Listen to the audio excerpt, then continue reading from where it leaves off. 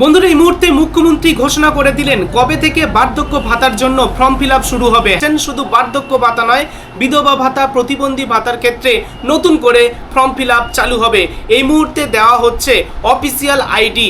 আপনার কোন ব্যাংক অ্যাকাউন্টে বার্ধক্য ভাতা বা বিধবা ভাতা কিংবা প্রতিবন্ধী ভাতার টাকা ঢুকবে, আপনার কোন অ্যাকাউন্ট নাম্বারে, সেটাও আপনি জানতে পারবেন এই ভিডিওটির মাধ্যমে। এই ভিডিওতে সম্পূর্ণ মুখ্যমন্ত্রীর বক্তব্য এবং অফিসিয়াল ওয়েবসাইট থেকে প্রকাশিত তথ্য অনুযায়ী আপনাদের কাছে ডিটেলস আমরা তুলে ধরব। হাই ফ্রেন্ডস, ওয়েলকাম টু বাংলায় সেরা ইউটিউব চ্যানেল। এই মুহূর্তে অফিসিয়াল আইডি দেওয়া শুরু হলো। হ্যাঁ, অফিসিয়াল ওয়েবসাইট থেকে বার্ধক্য ভাতার জন্য আইডি দেওয়া শুরু হয়ে গিয়েছে। যাদের এতদিন পর্যন্ত টাকা ঢুকছে না, তাদের কেন টাকা ঢুকছে না আপনি জানতে পারবেন এই ভিডিওটির মাধ্যমে। এছাড়া আপনাদের কোন ব্যাংক অ্যাকাউন্টে টাকা ঢুকবে সেটাও আমি জানাবো এই ভিডিওটির মাধ্যমে।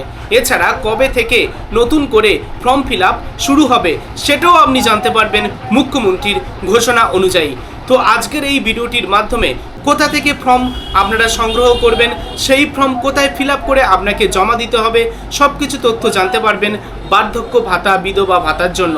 আর যারা এতদিন পর্যন্ত আবেদন করার পরেও টাকা পাচ্ছেন না, তাদের কেন টাকা দেওয়া হচ্ছে না, আর প্রতিটি প্রশ্নের উত্তর পাবেন এই ভিডিওটির মাধ্যমে। ভিডিওটি অবশ্যই লাইক করুন, শেয়ার করে প্রত্যেককে জানান। নিয়মিত চাকরি সংক্রান্ত এডুকেশন রিলেটেড গুরুত্বপূর্ণ নিউজগুলি দেখতে চ্যানেলটিকে সাবস্ক্রাইব করে রাখুন। তাহলে চলুন ডিটেলস দেখে নেওয়া যাক।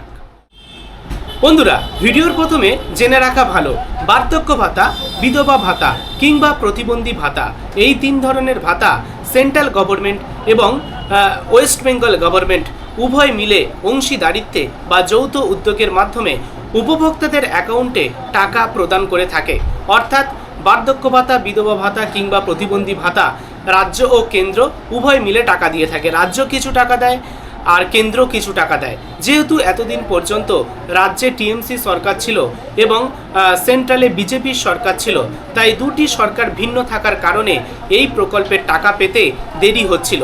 এক সরকার অন্য সরকারের উপরে দায়ভার চাপায়, বলছে যে অন্য সরকার টাকা দিচ্ছে না তাই পাওয়া যাচ্ছে না।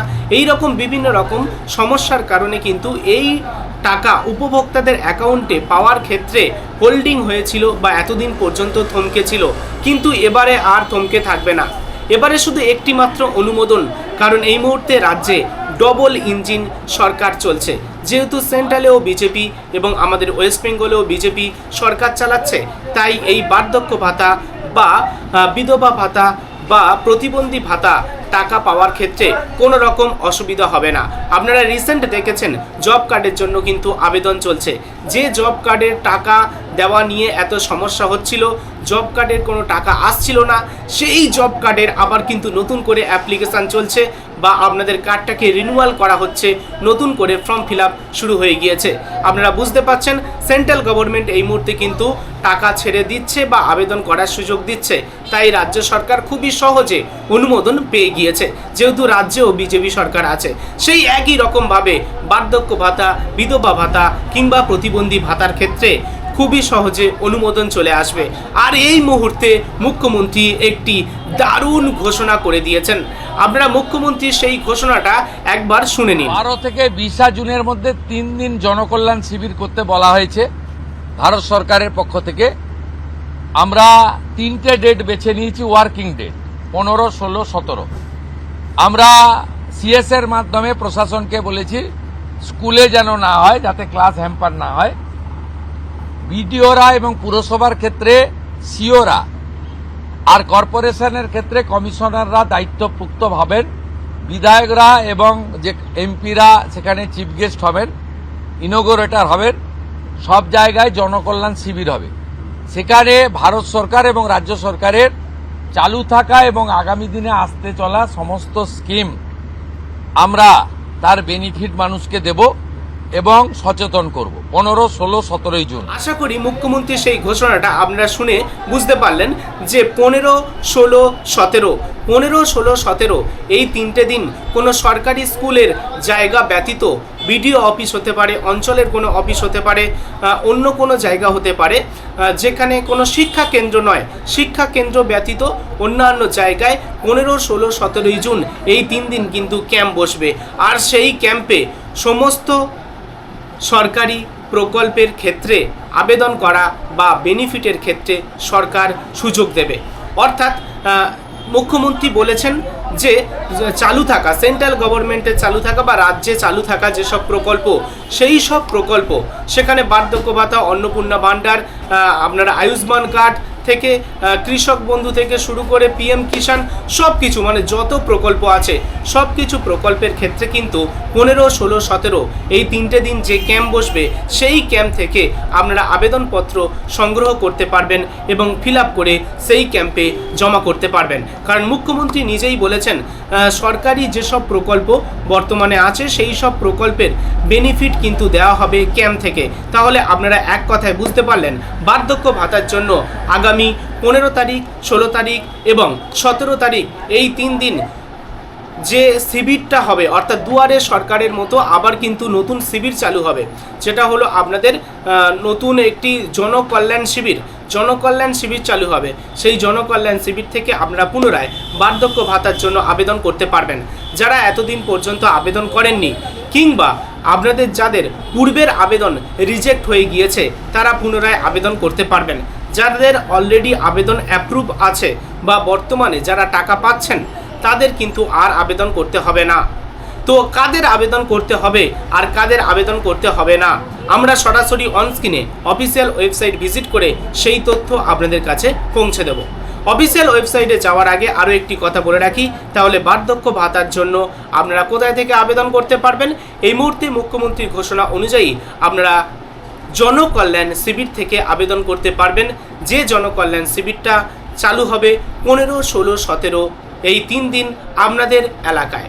চলুন এবার দেখে নেওয়া যাক কোন অ্যাকাউন্টে টাকা ঢুকবে, কিভাবে আপনারা আপনাদের বার্ধক্য ভাতার আইডি সংগ্রহ করবেন, কাদের আবেদন করতে হবে, কাদের আবেদন করতে হবে না, কারা পূর্বে আবেদন করেছিলেন কিন্তু কেন টাকা পাচ্ছেন না, এই মুহূর্তে কি বলছে আপনাদের স্ট্যাটাস, ডিটেলস দেখব অফিসিয়াল ওয়েবসাইট ভিজিট করে। চলুন দেখে নেওয়া যাক। বন্ধুরা, এই মুহূর্তে আপনাদের বোঝানোর সুবিধার্থে আমি সরাসরি ভিজিট করেছি গভর্নমেন্ট অফ ওয়েস্ট বেঙ্গলের জয় বাংলার অফিসিয়াল ওয়েবসাইট। বন্ধুরা, আপনাদের জন্য joybangla.gov.in অফিসিয়াল ওয়েবসাইটে লিঙ্ক থাকবে ডেসক্রিপশন বক্সে থাকা লিঙ্কে ক্লিক করা মাত্রই অফিসিয়াল ওয়েবসাইটে ভিজিট করতে পারবেন। তারপরে স্ক্রল ডাউন করবেন, দেখবেন লেখা থাকবে ট্র্যাক অ্যাপ্লিকেশন স্ট্যাটাস। জাস্ট এখানে একটিবার ক্লিক করবেন। যখনই আপনারা ক্লিক করবেন এখানে আপনি দেখতে পাবেন স্কিম বলে একটি লেখা আছে। দেখুন এখানে স্কিম লেখা আছে। এই স্কিম অপশানে আপনারা জাস্ট একটিবার সিলেক্ট করবেন।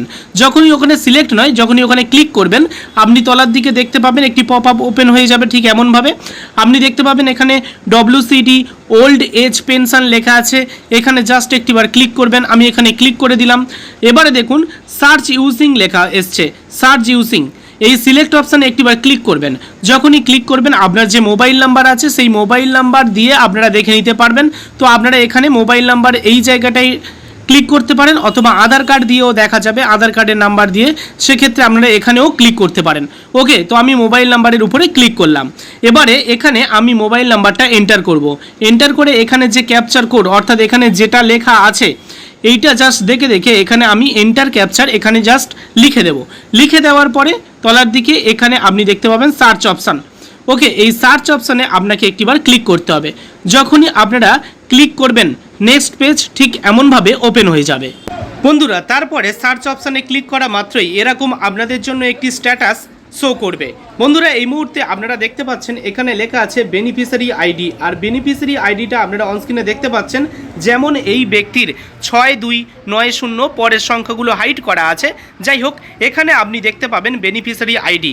এই বেনিফিশিয়ারি আইডিটা আপনারা খাতায় লিখে রাখবেন, কারণ এই মুহূর্তে অফিসিয়াল ওয়েবসাইট থেকে বেনিফিশিয়ারি আইডি দেওয়া হচ্ছে, সেটা আপনাদের কাছে পৌঁছে দিলাম।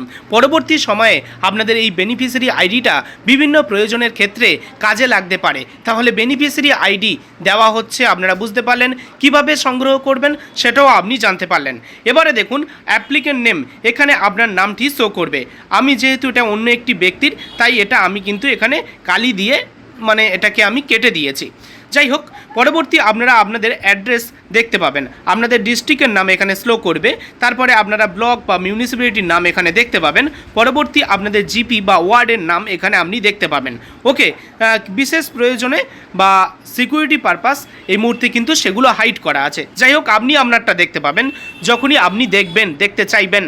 যাই হোক, পরবর্তী এবারে একটি গুরুত্বপূর্ণ বিষয়, কোন ব্যাংক অ্যাকাউন্টে বা কোন ব্যাংকে আপনাদের টাকা ঢুকবে সেটা অবশ্যই খেয়াল করবেন।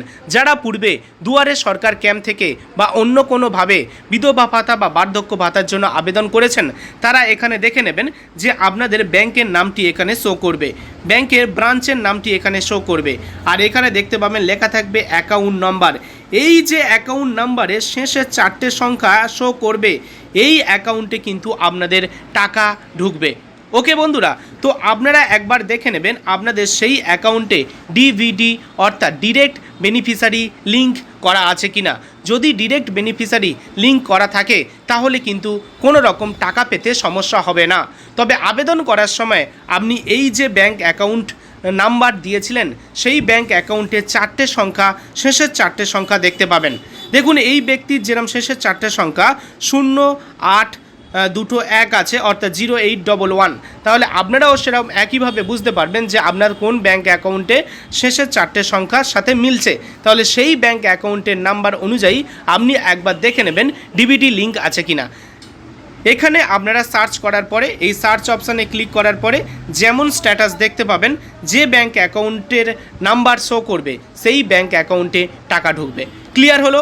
এবারে দেখুন এখানে যেমন এই ব্যক্তির কারেন্ট স্ট্যাটাস দেখাচ্ছে রিজেক্ট। অনেকে বলছে কেন টাকা ঢুকছে না, সেক্ষেত্রে আপনাদেরকে বলে রাখি বা কাদের পুনরায় আবেদন করতে হবে, কাদের আবেদন করতে হবে, যাদের এই রকম রিজেক্ট দেখাবে। ওকে, স্ট্যাটাস দেখার পরে বা সার্চ অপশানে ক্লিক করার পরে যাদের রিজেক্ট দেখাবে তাদের পুনরায় আবেদন করতে হবে। আর পুনরায় আবেদন কোথা থেকে করবে? পুনরায় আবেদন করবে শিবির থেকে বা ক্যাম্প থেকে, যেটা 15, 16, 17 তারিখে চালু হবে। ক্লিয়ার হলো? এবার চলুন অন্য একটি ব্যক্তির আবারও সার্চ করে দেখে নেওয়া যাক। এবারে দেখুন অন্য একটি ব্যক্তির এখানে কারেন্ট স্ট্যাটাস কী দেখাচ্ছে, অ্যাপ্রুভড। যাদের অ্যাপ্রুভড লেখা থাকবে তাদের টাকা পাওয়ার জন্য অপেক্ষা করতে হবে, কারণ এই মুহূর্তে কিন্তু গভর্নমেন্ট থেকে বার্ধক্য ভাতার টাকাটা কিন্তু পেন্ডিং করে রেখে দিয়েছে বা হোল্ড করা আছে। পরবর্তী সময়ে টাকা দেওয়া শুরু হবে। তো যখন টাকা দেওয়া শুরু হবে আপনি আপনার অ্যাকাউন্টে সেই টাকা পেয়ে যাবেন, যে অ্যাকাউন্টের নাম্বার এখানে শো করবে। ওকে, অ্যাপ্রুভ দেখানোর অর্থ গভর্নমেন্ট ছাড়লে, টাকা ছাড়লে আপনার অ্যাকাউন্টে টাকা চলে আসবে। বা পূর্বে থেকে যারা অন্নপূর্ণা ভাণ্ডারের টাকা পেয়ে আসছিলেন তাদের কিন্তু এখানে অ্যাপ্রুভড দেখাবে, তাদের এই নির্দিষ্ট অ্যাকাউন্টে টাকা চলে আসবে। বা যাদের অ্যাপ্রুভড দেখাবে তারা বুঝে যাবেন আপনাদের অ্যাকাউন্টে টাকা চলে আসবে নির্দিষ্ট সময়ে যখন গভর্নমেন্ট টাকা ছাড়া শুরু করবে। অ্যাপ্রুভ থাকার অর্থ নতুন করে আপনাকে আর আবেদন করতে হবে না। ক্লিয়ার হলো? যাদের রিজেক্ট আছে তাদের নতুন করে আবেদন করতে হবে।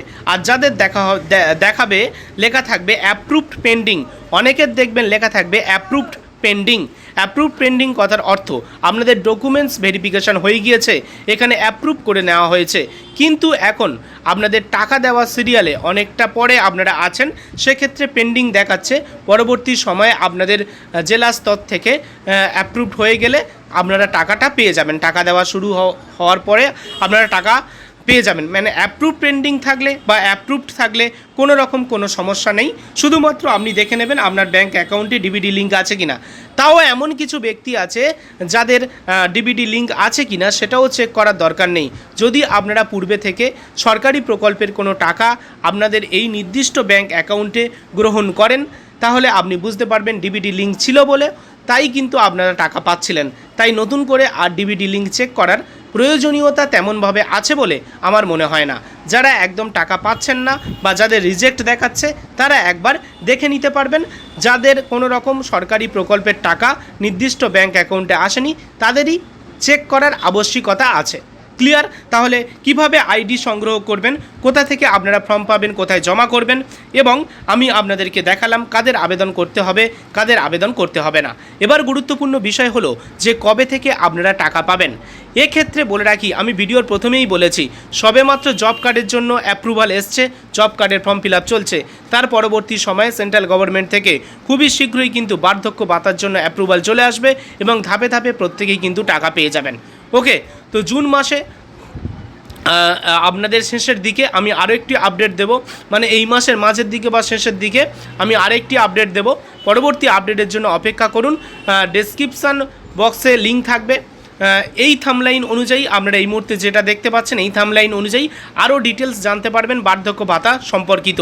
আপনি যদি আরও বিস্তারিত জানতে চান, এই থামলাইন অনুযায়ী ডেসক্রিপশান বক্সে লিঙ্ক পেয়ে যাবেন, বা এখানে একটি ভিডিও চলছে আপনি দেখুন, এখানে একটি ব্যানার আছে, এখানে জাস্ট একটিবার ক্লিক করুন, এখানে একটিবার ক্লিক করুন।